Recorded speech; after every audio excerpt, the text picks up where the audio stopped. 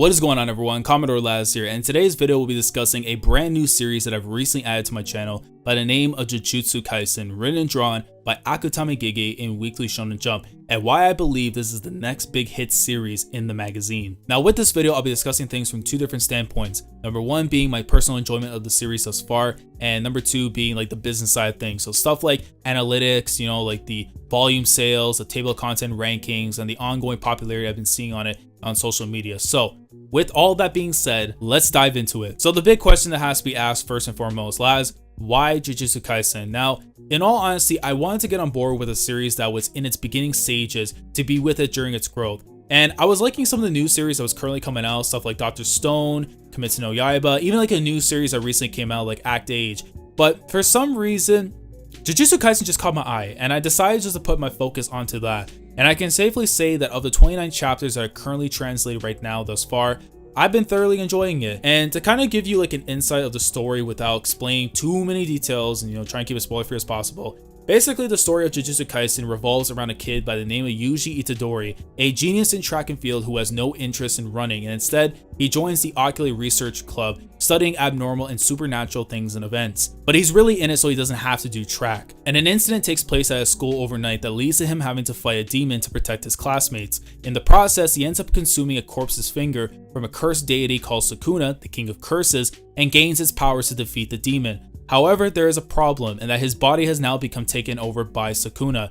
Now Itadori is left with only two options: you die as you are now along with the curse, or help collect all the remaining parts of Sukuna and die altogether. Either way, Yuji's destiny has now been set. Now most people hearing this for the first time are going to be like, why should I care in the first place about this kid? We already know what exactly his end game is going to be. He's going to be dead by the end of it, so like why should I keep on reading? Who cares? Well, this is where one of the most important quotes that may usually decide his fate comes into play, and it's something that his grandfather says to him in the first chapter on his deathbed, where he states, "You're a strong kid, so help people. It doesn't have to be everyone, just whenever you can. You may feel lost, don't expect gratitude, just help them. And when it's your time to go, make sure you're surrounded by others. Don't end up like me." Now, when I read this for the first time, I was kind of taken aback because I was not expecting Gege to have something like this leave a mark so early on in the series, where people reading this for the first time, you're gonna be like, like it's a sad, touching moment, but like, what's it gonna do? But as you keep on reading the series of Jujutsu Kaisen, the grandfather's words start coming more and more into play.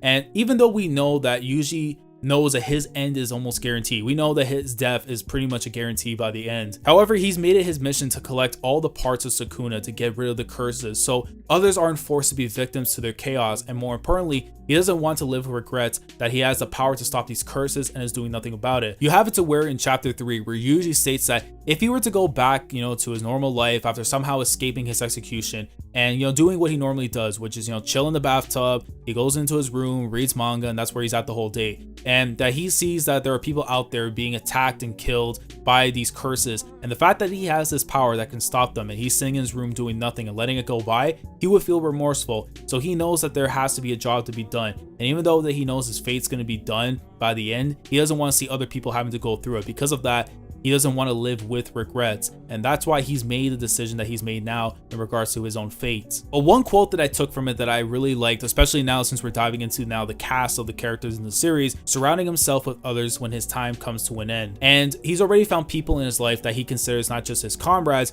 but most of all his friends. The first of few being Megumi Fushiguro, the first person that he met from the Tokyo Metropolitan Magic Technical College, or in short, like how I like to call it, Tokyo Magic Tech, or TMT. And he was present during when Yuji consumed Sukuna's finger and awakened his powers. Like, he met him the first time, he was trying to locate the finger and stuff on a mission, ends up meeting Yuji, they go to the school, he had having a hard time trying to deal with the curse, and then boom, Yuji gets the powers, kicks some ass, and then he's doing his thing. If it wasn't for Megumi kind of talking to one of his senseis afterwards in regards to trying to uphold his, execution and trying to prevent him from dying, there's a good chance that Yuji would have been dead right there and then if it was somebody else, or if he didn't really care about him. And not to mention, Megumi is crucial to protecting and saving this kid later on in the series. I'm not gonna say what exactly happens, but just know that Megumi is a good person at heart, and if it wasn't for someone like him being around for Yuji, he would not be where he is today. The next person to talk about, of course, is Nobara Kugisaki, the first person that he went on a mission with, and to showcase not only her talent, but to exercise a curse and rescue a child. And because of Yuji intervening in her standoff with one of the curses, her life was spared and she was grateful to him. Now in regards to Megumi and Nobara, which I really do love about their characters thus far, is that Gege has already set up that there's going to be information about these characters very early on that we're going to be learning about later in the series. In regards to Megumi and his past and a certain woman that helped shape who he is today. With Nobara, she came from the countryside, entering the city. She was trying to find one of her friends and stuff that had already left. So you have already that there's established storylines, not just for their characters, for the long term and helping out with Yuji, but they have their own little pieces of story that's already been set up and that we're eventually going to dive into them, whether it be in their own separate arcs or they're going to be intertwined together. And finally, the man of the hour, the guy I have been waiting and dying to get behind the mic and talk about the greatness that is my sensei, Gojo Satoru. Listen, if you are fans of this manga, you have read chapters 13 through 15. I'm just saying, y'all already know about the greatness, but for those of you who haven't, it was some next level stuff because of this man.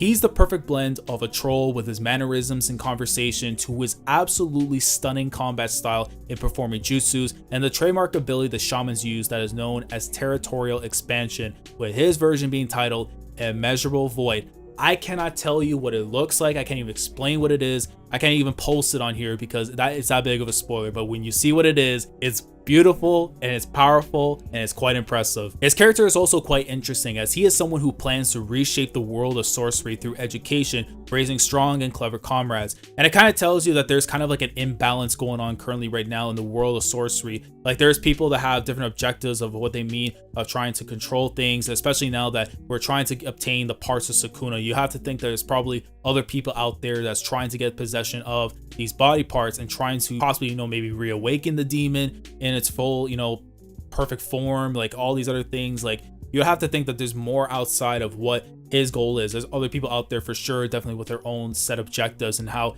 they're going to try and go about things. And speaking of comrades, even the side casts have their own prequel series. I'm not even talking about Nobara and Megumi because I feel they're already cemented already now as like the main cast. I mean, goddamn, they're in the first color spread of the entire series, so you already know who the main characters are. For the prequel series that they have for the side cast, which we'll get into in a little bit, it covers around this character by the name of Okotsu Yuta, who is one of the up-and-coming shamans on the rise to stand on the same level as Gojo. And his story is quite engaging for what some would call maybe a one-shot if it were to be viewed as such, but it's actually going to be contained in one single volume. I believe 4 chapters is what's going to be, covered in total, with only 1 chapter being out at the moment. And he's, however, currently abroad right now in the current timeline, so we're not going to be seeing him just yet, but this prequel series kind of gives you a insight of exactly what his character is about and possibly we're going to be seeing from him when he eventually debuts in the main timeline.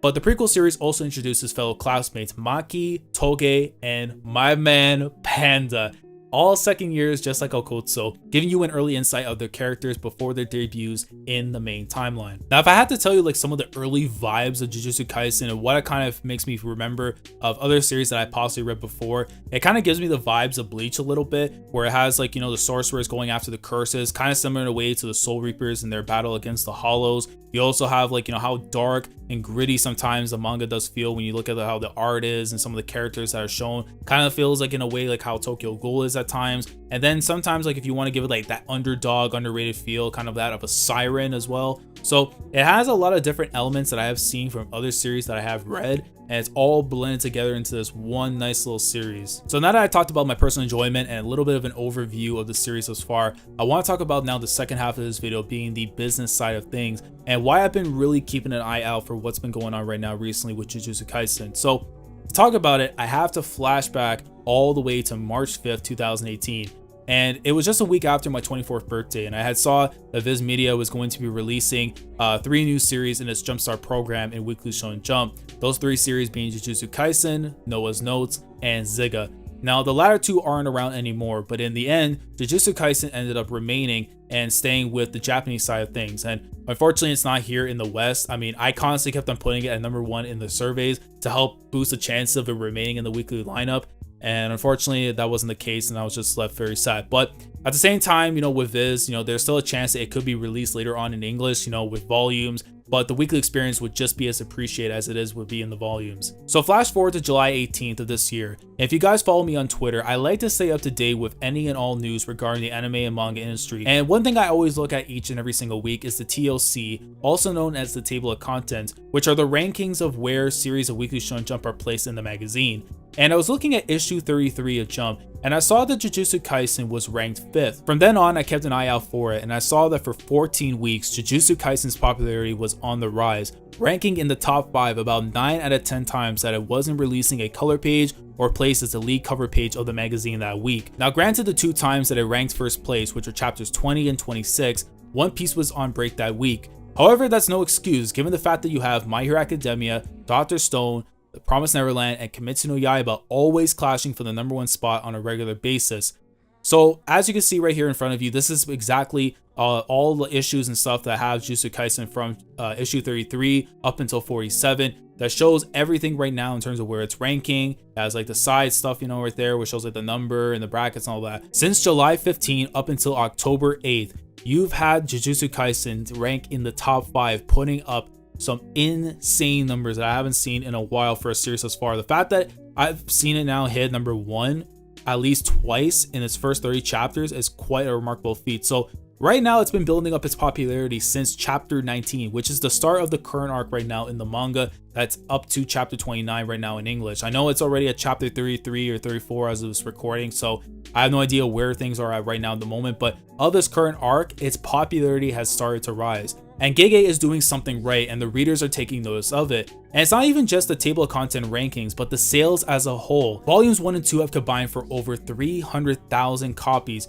For most series starting off, that is pretty damn good. And it's kind of showing that Jujutsu Kaisen is going to be here for a little while longer, and who knows, it may end up becoming a smash hit the more its popularity continues to rise. So to close off this video, I just want to say that I'm not carrying around this expectation that it's going to end up filling the void of the big 3. It's going to be like, you know, the #1 and all that kind of stuff.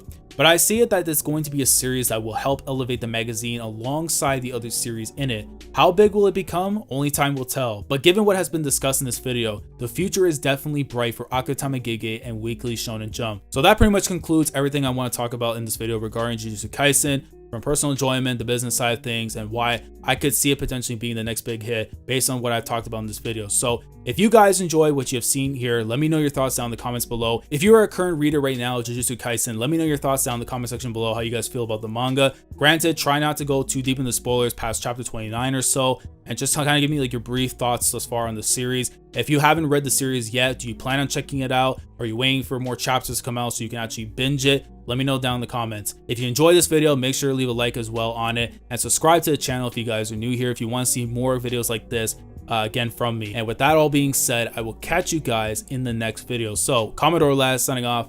Thank you so much for watching, and as always, take care.